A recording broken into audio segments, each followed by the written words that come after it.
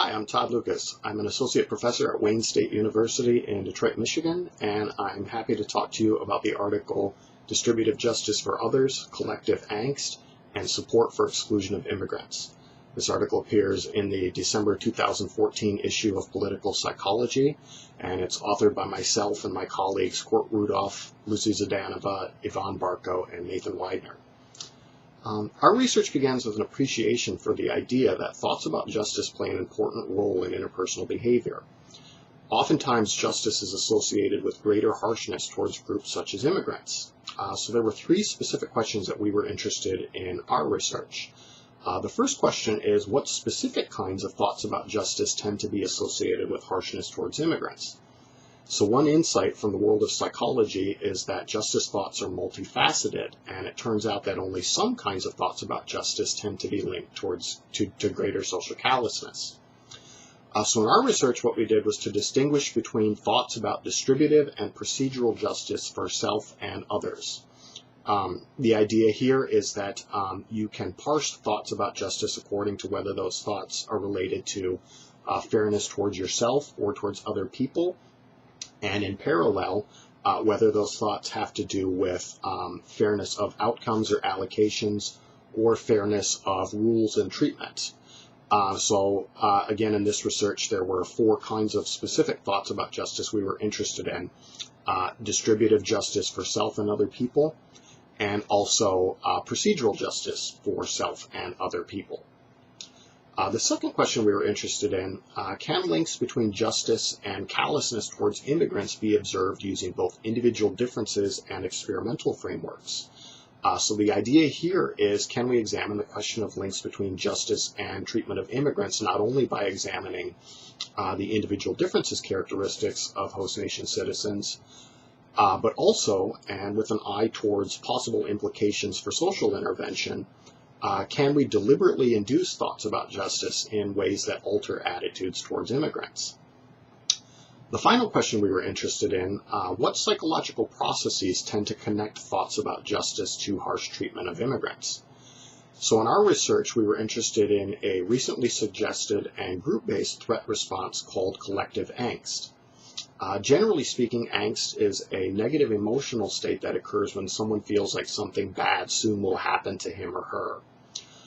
The key piece of angst is that it's a future-based threat perception, and a key piece of collective angst is that it is a group-based rather than individual-based threat perception.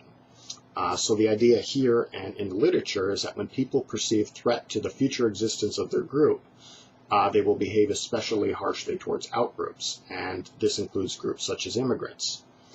The notion we explored in our research was that collective angst might act as a mechanism that links specific kinds of thoughts about justice to harsh treatment of immigrants.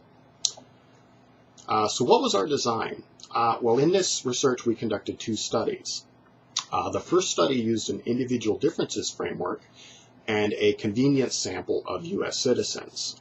So essentially what we did is we measured tendencies to believe in distributive and procedural justice both for oneself and for other people. We also measured individual differences in collective angst, so that group-based threat perception, which we defined as perceived threat towards the future existence of the United States. As our outcome in the first study, we measured participants' willingness to support a policy that would make it harder for immigrants to find employment in the United States. And this policy was suggested to participants that it would make it harder by imposing stronger English language proficiency requirements for immigrant job seekers. In the second study, we recruited a sample of Michigan police officers, and we used the same four-factor structure of thoughts about distributive and procedural justice for self and others. But in this study, instead of measuring individual differences in these justice beliefs, we experimentally primed distributive and procedural justice for self and others using a reflective writing task. We then measured officers' willingness to support Michigan Senate Bill 1388, which is essentially a Michigan copycat bill of the notorious SB 1070 bill that would require police officers to make a reasonable attempt to stop and determine the immigration status of individuals when they have a reasonable suspicion that that person might be an undocumented immigrant. Finally, we once again measured collective angst as an outcome to determine whether this group-based threat measure would link experimentally primed thoughts about justice to support for SB 1388. So what did we find? Well, across both studies, what we found was that harshness towards immigrants was specifically and exclusively associated with thoughts about distributive justice for others. So relative to both thoughts about justice for oneself and also thoughts about procedural justice for other people, only thoughts about distributive justice for others were associated with greater callousness towards immigrants. So in study one, what this meant was that dispositional tendencies to endorse distributive justice for others were associated with greater support for that policy that would make it harder for immigrant job seekers to find work in the United States. In study two, what this meant was that requiring Michigan police officers to first think about distributive justice for others led to greater support for SB 1388. Which again is that policy that would require Michigan police officers to stop and question in cases where they suspected that someone was an undocumented immigrant.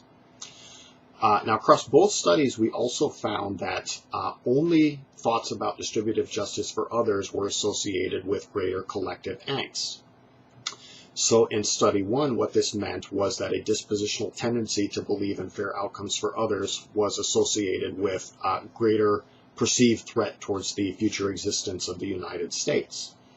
And in study two, what this meant was that requiring police officers to think about fair outcomes for others led to a temporary increase in threat perceptions towards the United States.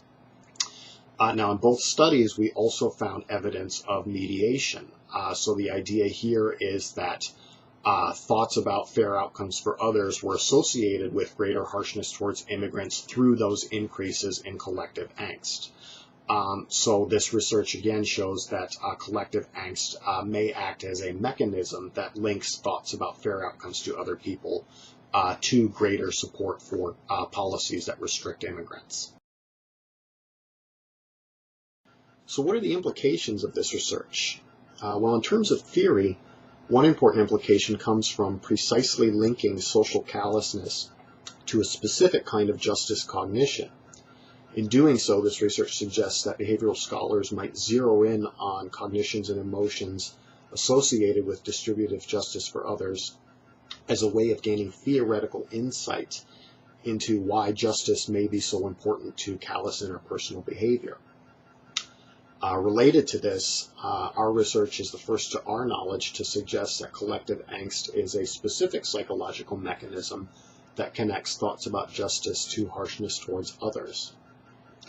Now, in addition to theory, this research may have practical implications, and perhaps most important is that this research demonstrates that merely thinking about justice may be sufficient to alter support for immigrants.